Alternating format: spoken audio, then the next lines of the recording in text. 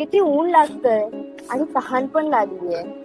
क्रांती सूर्य तू, शिल्पकार तू, भारताचा बोधिसत्व मूक नायका.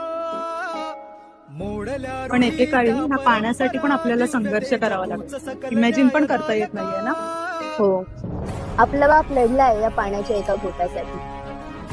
आता तुम्ही म्हणाल पाण्यासाठी कोण लढतं, पण खूप वर्षांपूर्वी पाणी पिण्याची परवानगी नव्हती आम्हाला.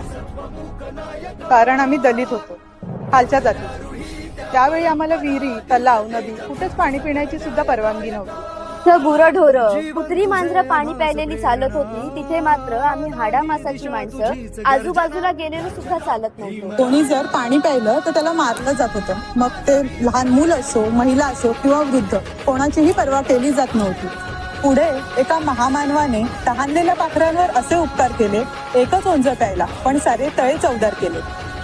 मित्र हो, 20 मार्च 1927 रोजी डॉक्टर बाबासाहेब आंबेडकर हजारो दलित बांधवांसोबत चौदार तळ्यावर पोहोचले. कारण फक्त एक हक्क, पाणी पिण्याचा हक्क. जे पाणी सगळ्यांसाठी होतं ते काही लोकांनी जातीबंद केलं होतं.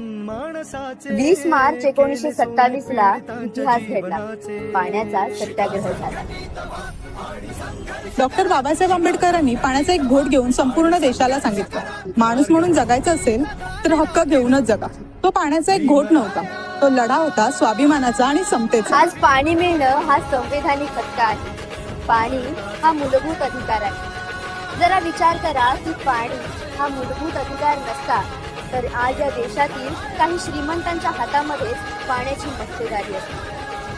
कारण पाणी हा हक्क आहे, कृपा नाही.